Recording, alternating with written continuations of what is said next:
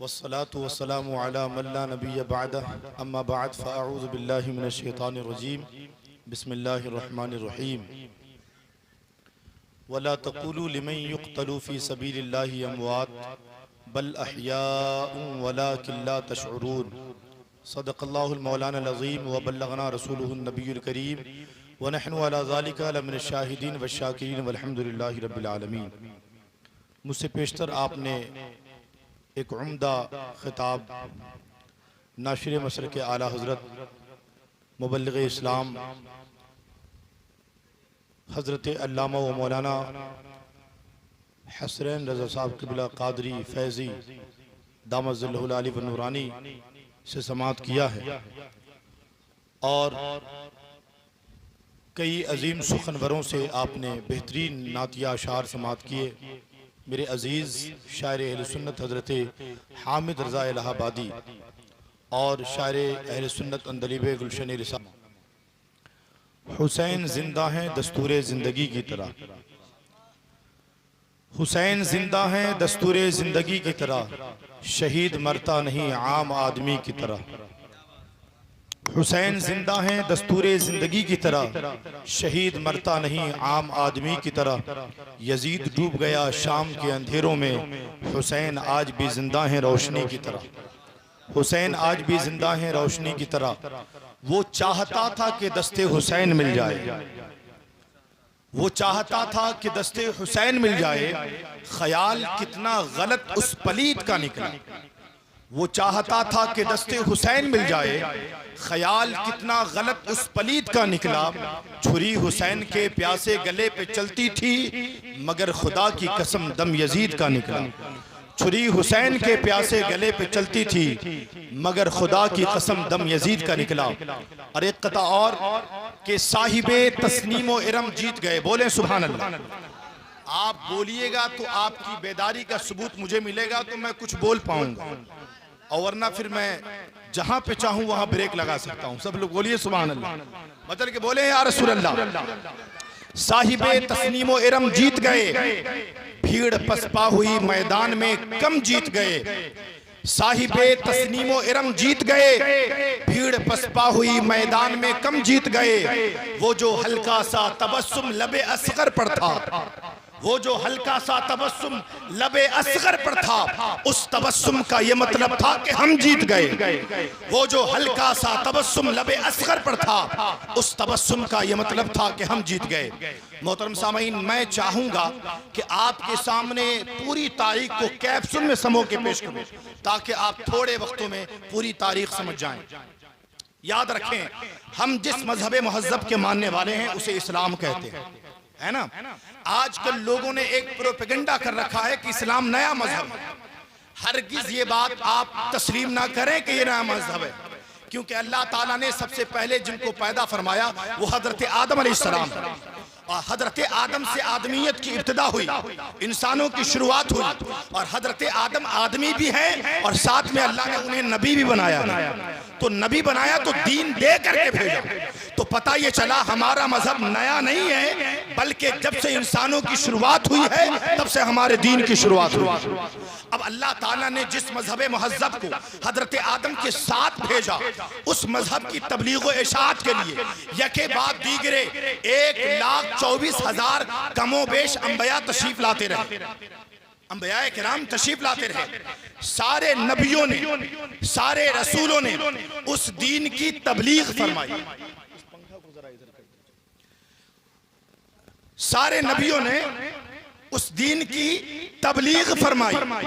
तवज्जो चाहता हूं, लेकिन हमारे आका, सारी कायनात के आका हुजूर ताज़दार मदीना सल्लल्लाहु अलैहि वसल्लम ने उस दीन की तकमील फरमाई। बोले सुभान अल्लाह। अल यौमा अकमलतु लकुम दीनकुम का ताज आकाए कायनात के सरे अनवर पे सजाया गया। यानी मेरे आका ने दीन को कंप्लीट फरमाया, दीन को कामिल कर दिया। शरीयत का सारा निज़ाम कामिल हो गया, शरीयत के सारे अहकामात कामिल हो गए, शरीयत के सारे कवानीन कामिल हो गए। गोया के सारे नबियों ने दीन की तबलीग फरमाई थी, आका ने दीन को कंप्लीट फरमा दिया। बोले सुभान अल्लाह। जरा झूम के सुनिए ना, बोलिए ना या रसूल अल्लाह। हाँ थोड़ा मचल के बोल दे सुभान अल्लाह। आका ने दीन की तकमील फरमाई है ना। अब कामिलो अकमल दीन, वो दीन जब आका ने उसकी तकमील फरमाई तो अब बात ये आप समझें कि जब कोई आदमी किसी काम के लिए आता है और अपना काम कर लेता है तो फिर वो वापस चला जाता है। हजरत अल्लामा हसनैन रजा साहब आए, आज इन्होंने खिताबत किया और खिताबत के बाद अब ये सुबह को चले जाएंगे, क्योंकि जो इनका काम था वो कर गए। तबलीग दीन की नीयत से आए थे, तबलीग दीन किया, अब चले जाएंगे। लिहाजा आका अलैहिस्सलातु तस्लीम ने दीन कंप्लीट किया और बज़ाहिर इस दुनिया को छोड़ करके तशरीफ ले गए। आका रहलत फरमा गए। तो याद रखिए, आका के रहलत पर रुक करके एक बात कहना चाहूंगा, आका के इंतकाल के बाद या और किसी का अकीदा होगा कि आका मर गए माज़अल्लाह रब्बिल आलमीन, हम सुन्नियों का अकीदा है कि बरेली के ताजदार ने कहा तू जिंदा है वल्लाह, तू जिंदा है वल्लाह, तू जिंदा है वल्लाह, तू जिंदा है वल्लाह, तू जिंदा है वल्लाह, तू जिंदा है वल्लाह, मेरे चश्मे आलम से छुप जाने वाले। आपकी जिंदगी ऐसी जिंदगी है, आपकी जिंदगी ऐसी जिंदगी है जिस तरह सूरज का होना हक है, मेरे आका का जिंदा होना मिसले साबिक जिस्मानी के वैसे ही है जैसे सूरज मौजूद है, मेरे आका भी वैसे ही मौजूद है। तो पता चला आका बज़ाहिर रहलत फरमा गए, लेकिन आका ऐसे ही जिंदा हैं जैसे आका पहले बक़ैदे हयात थे। बोल दें सुभान अल्लाह। अब आगे बढ़ते हैं।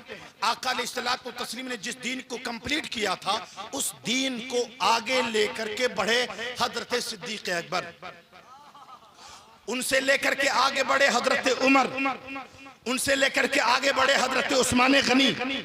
ये तीनों शख्सियात को शेखैन कहते हैं। बोलिए सुभान अल्लाह। इन तीनों शख्सियात को शेखैन कहते हैं। अब जरा यहाँ पे राफिजियों का पोल खोलता हूँ। ये शेखैन हैं और शेखैन के ताल्लुक से राफिजियों का बुनियादी अकीदा है कि ये खिलाफत का हक नहीं रखते थे, गोया कि इन्होंने मौलाए कायनात की खिलाफत गसब कर ली। ये राफिजियों का अकीदा है। लेकिन हम अहले सुन्नत का अकीदा है कि जिस तरह खिलाफत के मामलात हैं उसी तरह उन तमाम शेखैन के मरातिब भी हैं। बोले ना सुभान अल्लाह। यानी उनके मरातिब भी उसी तरह है जैसे उनकी खिलाफत का सिलसिला है। हजरत अबू बकर सबसे अफजल, उनके बाद उमर अफजल, उनके बाद उस्मान अफजल, उनके बाद हजरत मौलाए कायनात अफजल। बोलिए ना सुभान अल्लाह। अरे मतलब के बोल दें या रसूल अल्लाह। अब जरा सी तवज्जो, हजरत अली को मानने का दावा शिया करते हैं, हजरत अली को मानने का दावा राफिजी करते हैं। लेकिन आइए उनके मानने में हमारे मानने में फर्क क्या है। हम भी अली को मानते हैं, वो भी अली को मानते हैं। वो तो सिर्फ अली को मानते हैं, अली की नहीं मानते।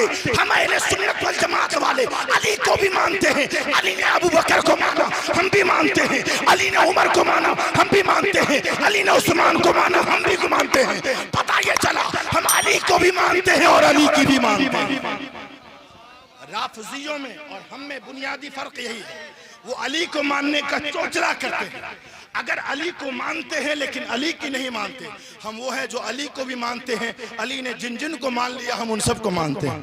बोले ना सुभान अल्लाह। आगे बढ़ा, इन तमाम लोगों ने उसी दीन को आगे लेकर के बढ़े जिसको आका ने कंप्लीट किया था। और आगे बात बढ़ी, हजरत मौलाए कायनात खलीफा बने चौथे नंबर। अब हजरत मौलाए कायनात बने आपकी शहादत के बाद। हजरत इमाम हसन मुस्तफा जो हजरत इमाम हुसैन के बड़े भाई जान, हजरत इमाम हसन मुस्तफा 6 महीनों तक रहे और आपने अपनी खिलाफत हजरत अमीर मुआविया रज़ी अल्लाह ताला अन्हु को दे दिया। मैंने राफिजियों का एक पोल यहाँ पे खोला और दूसरा पोल उसका खोलना चाहता हूँ। हजरत अमीर मुआविया की जात वो है जिसको राफिजी गाली देते देते नहीं थकते और अपनी आकिबत पर बात करते हैं। हजरत अमीर मुआविया रज़ी अल्लाह ताला अन्हु की एक जंग हजरत मौलाए कायनात से हुई थी। तवज्जो है, आप सुन रहे हैं ना दिल लगा। फारूक मामू आप बैठिए, क्योंकि आपकी आंख में आंख डाल करके तकरीर कर रहा हूँ। अच्छा ठीक, जल्दी आइए, जल्दी आइए, आप वापस बोल दीजिए सुभान अल्लाह। बच्चे थोड़ा सा आप लोग आगे आइए, तो जो लोग पीछे हैं जल्दी जल्दी इख्तिसार के साथ गुफ्तगू करूंगा। आगे आइए, जल्दी आइए, जल्दी आगे आइए। हाँ माशाल्लाह, और करीब आइए, करीब आइए। हाँ सुभान अल्लाह। अब तवज्जो चाहता हूँ, हजरत अमीर मुआविया रज़ी अल्लाह ताला अन्हु की जंग किनसे हुई? हजरत मौला अली से हुई। तो अब राफिजी अली को मानने का चोचला करते हैं, तो राफिजी ने मौला अली से जंग की वजह से हजरत अमीर मुआविया को गालियां देना शुरू कर। उनको तान करना शुरू कर दिया, उनको बुरा कहना शुरू कर दिया। अब यहाँ पे रुकिए और फिर देखते हैं उन राफिजियों का गंदा अकीदा। वो राफिजी हजरत अली से जंग की वजह से अमीर मुआविया को बुरा कहते हैं और कहते हैं कि हम हसन को मानते हैं, हम हुसैन को मानते हैं। अब जरा देखें, हजरत इमाम हसन मुस्तफा 6 माह तक खलीफा रहे और अपनी मर्जी से सब कुछ हजरत अमीर मुआविया को दे दिया। अब जरा तवज्जो करो, वो हसन को मानने का दावा करते हैं लेकिन हसन की नहीं मानते। हम सुन्नी वो हैं, हसन को भी मानते हैं और हजरत हसन ने अमीर मुआविया को माना तो हमने भी उन्हें माना। हजरत इमाम हसन ने हजरत अमीर मुआविया को माना तो हमने भी मान लिया। पता चला हम हसन को भी मानते हैं और हसन की भी मानते। फर्क इतना ही याद रखिएगा, हम अली को भी मानते हैं और अली की भी मानते हैं, हसन को भी मानते हैं और हसन की भी मानते हैं। हजरत अमीर मुआविया रज़ियल्लाहु ताला अन्हु को बुरा और गलत कहने की कोशिश करना और उनके खिलाफ प्रोपेगेंडा फैलाना, ये राफिजियों की जो है खमीर में शामिल है। वो राफिजी थकते नहीं हैं इनको बुरा करार देने में और पूरी दुनिया की नज़रों में इन्हें जलील बताने की कोशिश करते हैं। याद रखें, सहाबी रसूल का मर्तबा इतना बुलंद होता है कि अगर कोई किसी सहाबी की अदना तौहीन भी करेगा तो फिर वो इस्लाम में नहीं रह जाएगा, इस्लाम में नहीं रह जाएगा। और रही बात हजरत अमीर मुआविया की, तो आप जलीलुल कद्र सहाबी हैं, कातिबुल वही हैं। और याद रखें, हजरत अल्लामा रूमी फरमाते हैं कि ये आकाए कायनात सल्लल्लाहु अलैहि वसल्लम के निस्बती भाई हैं, जिसे हम अपनी जबान में सादा बोलते हैं। गोया के हजरत अमीर मुआविया तमाम आलम इस्लाम के मोमिनों के मामू हैं। बोल दीजिए ना सुभान अल्लाह। अरे आप मचल के सुने, बोल दे या रसूल अल्लाह।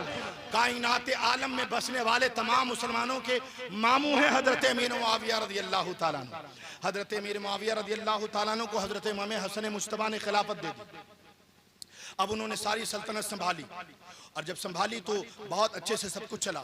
60 हिजरी में उनका इंतकाल हो गया। कब हुआ बोलिए जरा सा, कैप्सूल में तारीख सुना रहा हूं आपको समेट करके।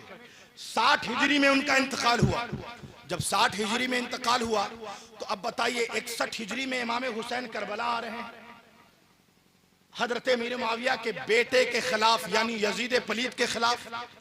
तो तवज्जो फिर चाहता हूं, हजरत इमाम हुसैन रज़ियल्लाहु ताला अन्हु 61 में आ रहे हैं और 60 तक यानी उनकी दौरे खिलाफत के 20 सालों तक उनकी दौरे खिलाफत में जिंदगी गुजार रहे हैं। उनकी खिलाफत को एक्सेप्ट कर रहे हैं, तस्लीम कर रहे हैं। अगर हजरत अमीर मुआविया गलत होते तो जो हुसैन 61 हिजरी में करबला आकर यजीद पलीद के खिलाफ जंग कर सकते हैं, अपनी जान दे सकते हैं, वही हुसैन हजरत अमीर मुआविया के खिलाफ आ सकते थे कि नहीं आ सकते थे? आ सकते थे कि नहीं आ सकते थे? बोलिए, आ सकते थे ना। गोया के हजरत अमीर मुआविया की पूरी जिंदगी उनको तस्लीम किया हुसैन ने और हमें अकीदा दे दिया कि शिया हुसैन को मानते हैं, हुसैन की नहीं मानते। हम सुन्नी हुसैन को भी मानते हैं और हुसैन ने हजरत अमीर मुआविया को माना तो हम भी उन्हें मानते हैं। हजरत अमीर मुआविया की 20 साल खिलाफत में हजरत इमाम हुसैन ने जिंदगी गुजारी, सारी चीजों को तस्लीम किया और लिहाजा उनको जब तस्लीम किया तो अब आइए एक यहाँ पे मोड़, तारीख ने एक मोड़ लिया। ये सारे लोग जितने थे हजरत अमीर मुआविया रज़ियल्लाहु ताला अन्हु तक, इन लोगों तक जिन जिन लोगों ने खिलाफत राशिदा के अलावा हुकूमत बादशाहत का ज़माना आया।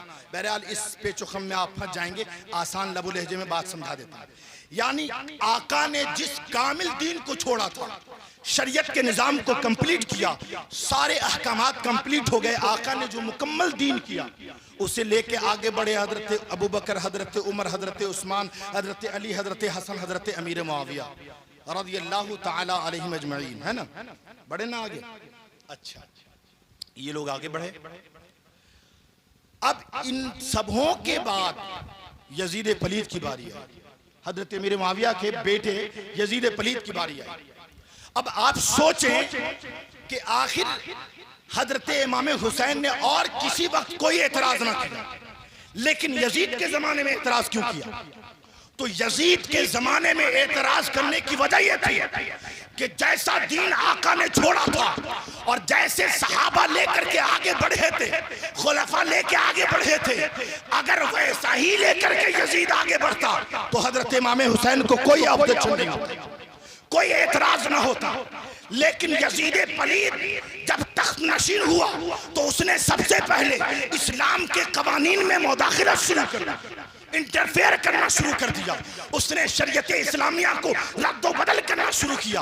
उसने माँ के साथ जना करना जायज कहा, शादी करना जायज कहा, उसने शराब पीना जायज कहा, उसने ढोल बजाना जायज कहा, उसने बानी के साथ शादी करना जायज कहा, यहाँ तक के बहुत सारे फिस्को फुजूर को उसने जायज बताया। हजरत इमाम हुसैन ने देखा कि अगर ये यजीद पलीद तख्तनशीर हुआ और इसने इस्लाम की तमाम तर हुकूमत, इस्लाम के अहकामात को रद्दो बदल कर दिया तो कयामत तक यही इस्लाम बाकी रह जाएगा। हुसैन इब्ने अली ने सोचा अपनी जान तो दे सकता हूँ, बेटों को कुर्बान तो कर सकता हूँ, लेकिन नाना की शरीयत का सौदा होता हुआ नहीं देख सकता। वाह, नारे तकबीर, नारे रिसालत। गोया के पता ये चला हजरत इमाम हुसैन ने देखा कि शरीयत में मुदाखलत की जा रही है, शरीयत के अहकामात को तोड़ मरोड़ के पेश किया जा रहा है, बल्कि नाजायज और हराम चीज को जायज बताया जा रहा है। ऐसी सूरत में उन्होंने ये सोचा कि मैं अपनी जान तो दे सकता हूँ, अपने बच्चों को कुर्बान तो कर सकता हूँ, लेकिन नाना की शरीयत का सौदा होता हुआ नहीं दे सकता, नाना की शरीयत में मुदाखलत करता हुआ नहीं दे सकता हूँ। हजरत इमाम आली मकाम ने अपनी जान दी। इस जान देने में और भी बहुत बातें पोशीदा हैं, लेकिन उन बातों में एक अहम बात सुनिए।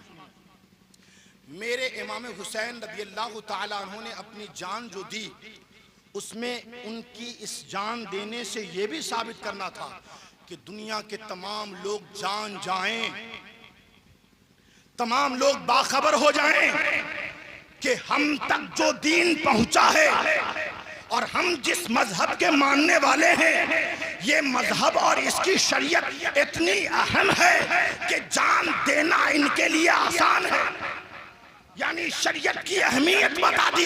जब जान की बारी आए और शरीयत की बारी आए, जब दोनों मुकाबले में हो तो जान दे देना, शरीयत बचा लेना, जान कुर्बान करना, शरीयत बचा लेना।